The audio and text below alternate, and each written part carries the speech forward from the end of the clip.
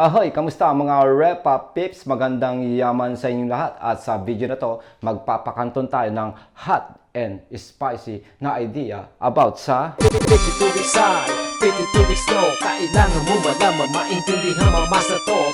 52 weeks high, 52 weeks low. Kailangan mo malaman, maintindihan mamasa to. 52 weeks high, 52 weeks low. Kailangan mo malaman, maintindihan mamasa to. 52 weeks high, 52 weeks low. Kailangan mo malaman, maintindihan mamasa to. Pero bago ang lahat mga Repa Pips, mag-value ng time. Nakikiepal, buraot, nervyos ka lang sa video na ito. Galingan mo na, yumada pa ka sana.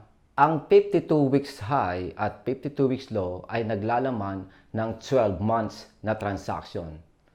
Yung thoughts and vision, logic and psychology, mental mindset mo, bibilang ka by value, by amount, by percentage, appreciation and depreciation, value man, at by percentage. At gagamit ka ng basic math. Bumalik ka sa pagiging grade 1 hanggang grade 5. Kasi magkukompute tayo dito. Okay? So ngayon, ang iisipin mo, ganito. Sabihin natin, ito ang 52 weeks high. At sa baba, 52 weeks low.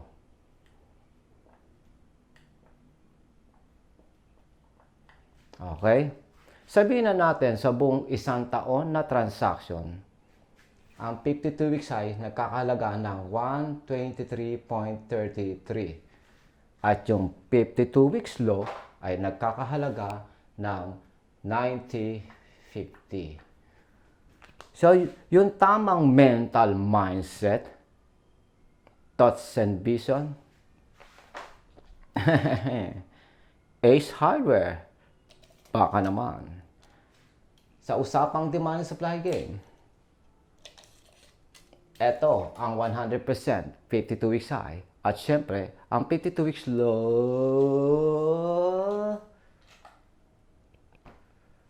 ang 0%.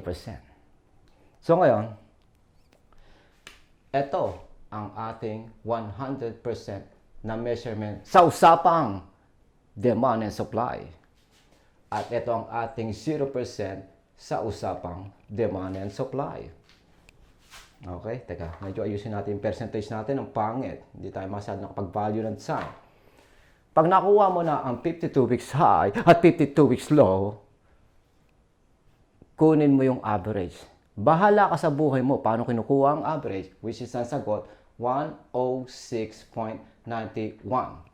Sa usapang demand and supply game, by percentage, ito ang ating 50%. Ngayon, etong average na ito, may dalawang senyales, A versus B. Yung A, pwede siya maging senyales ng fair value. Pwede rin siya maging senyales ng below the price. Etong nagsisilbing average, pwedeng senyales ng A, fair value, B, buy below the price. Ano ibig sabihin ng fair value? Pwede pa rin sumabit at may pagkakakitaan pa rin, yun nga lang, maliit na lang, hindi na ganun kalaki. Anong ibig sabihin ng buy below the price? Eh di literal nating Tagalog yung buy below the price. Buy, below the price, mas mababa pa sa current market price. Yun ang ibig sabihin ng buy below the price. Guess mo, yumada pa ka sana. Medyo nabalik ka ba, Repa Pips? Elaborate pa more? Sige, tignan natin kung paano yung pagpapaliwanag ng A, fair value versus V, buy below the price. Magiging fair value lang ang current average ng 52 weeks kung ang trend pataas. Fair value yung 106.91. Pero magiging buy below the price sinyalis siya kung ang trend or direction or momentum pabagsak. Ito ang fair value.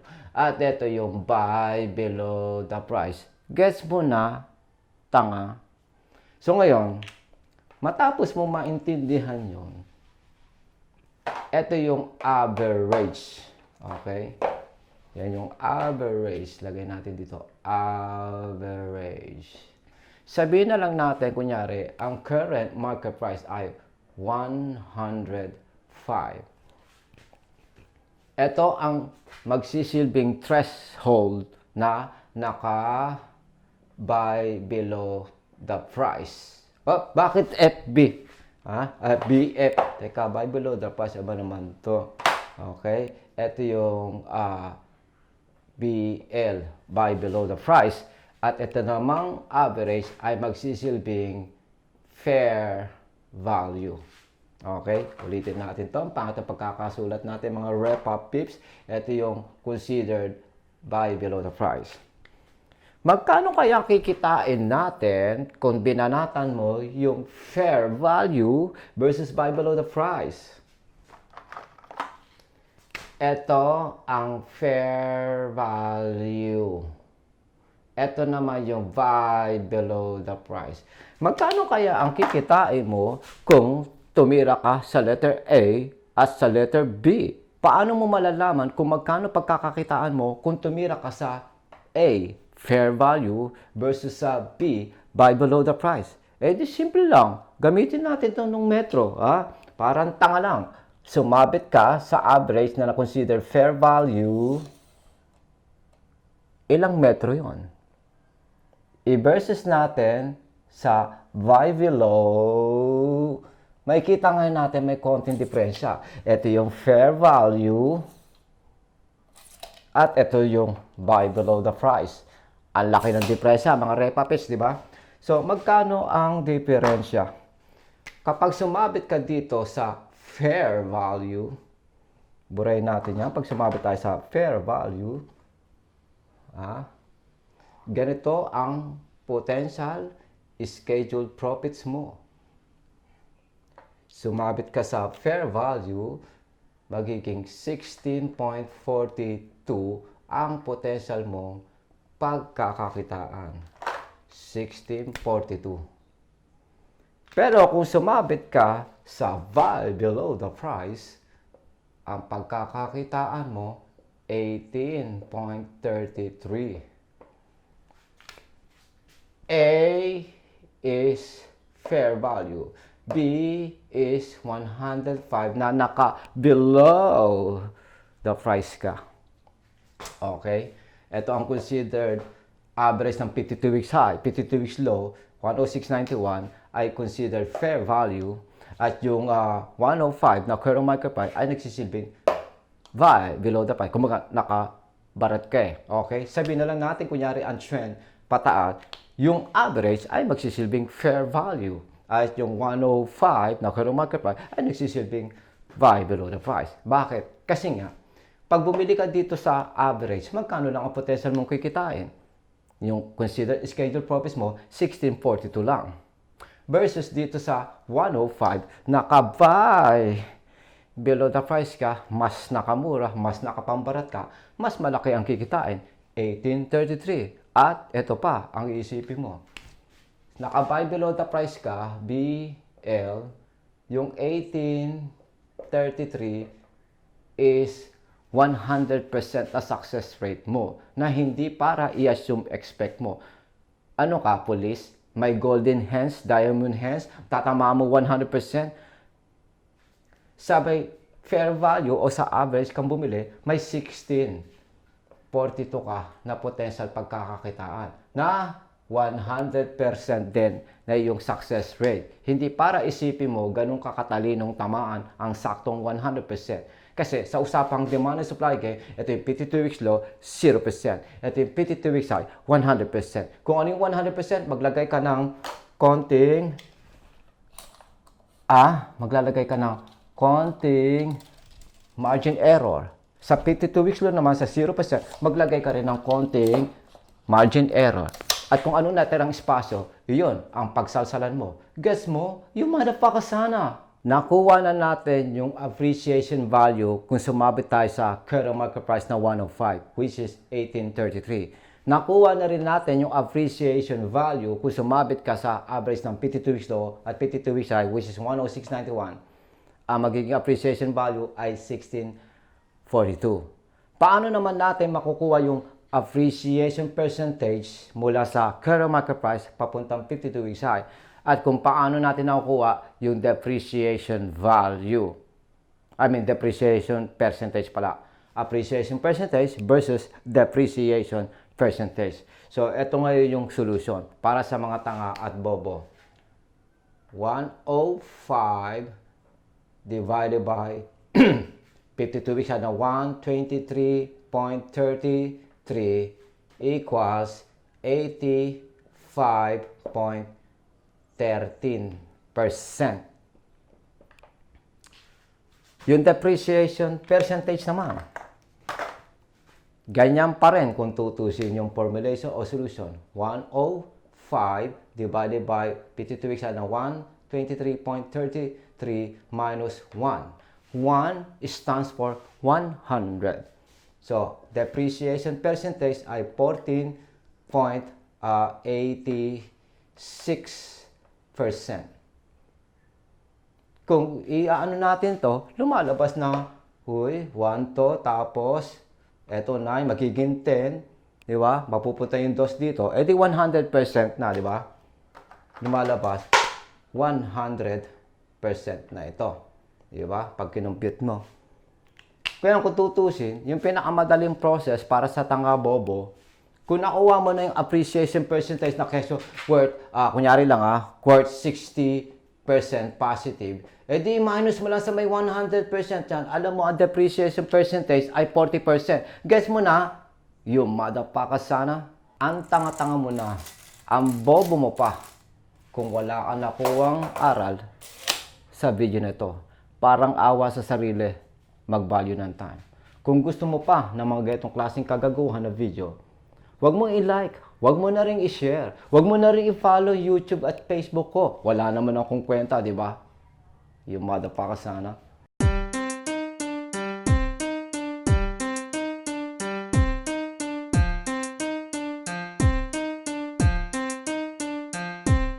Ano ang sabi mo? Alex on 4 easy steps OFW, hindi mo to magets. Pagkat self-awareness is a motherfucking must. Akala mo basta lamang sumasabit at bitaw.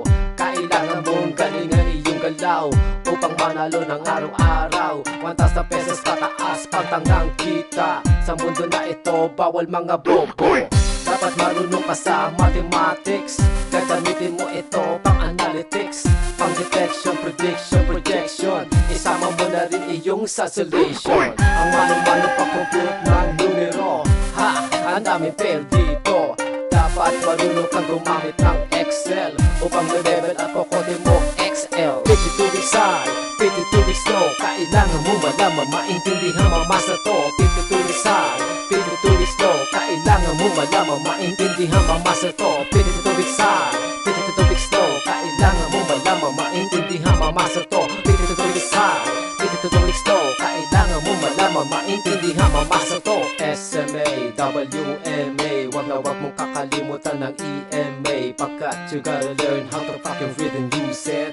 Benepisyo sa talongges mong kamote. SMA, simple moving average. Dito mo mabibilang mababang numerong binagsakan ng lowest price movement. Hinihinga ang tawag sa Tagalog high range.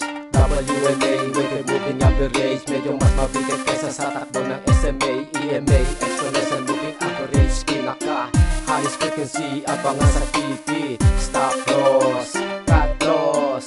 Kung alam mo tinaman, EMA na. Stop loss, cut loss. Kung alam mo tinamaan, EMA na. 52 weeks high, 52 weeks low. Kailangan mo malaman, maintindihan, mamasa to. 52 weeks high, 52 weeks low. Kailangan mo malaman, maintindihan, mamasa to. 52 weeks high, 52 weeks low. Kailangan mo malaman, maintindihan, mamasa to. 52 weeks high, 52 weeks low. Kailangan mo malaman, maintindihan, mamasa to. Paano Paano malalaman kung wala naman laman? Personal development, di wala kang alam. Sa katutak na libro, kinulekta mo. Alex Jose, ebook ever kailangan mo. Hindi sapat ang nanonood ka lang. Hindi rin sapat ang pabasa-basa mang-mang. Kailangan mo na matinding focus para manalo sa Ghost Man August. I-flat mo lahat ng high and low. Ano man ang mag-isa kung i-divide mo to. Dagdag bawas sa hilo-hilo. Maging sa mito projection mo. Alam mo na, idea. Kumasa ka sa asa pa ka. O GCC, EP.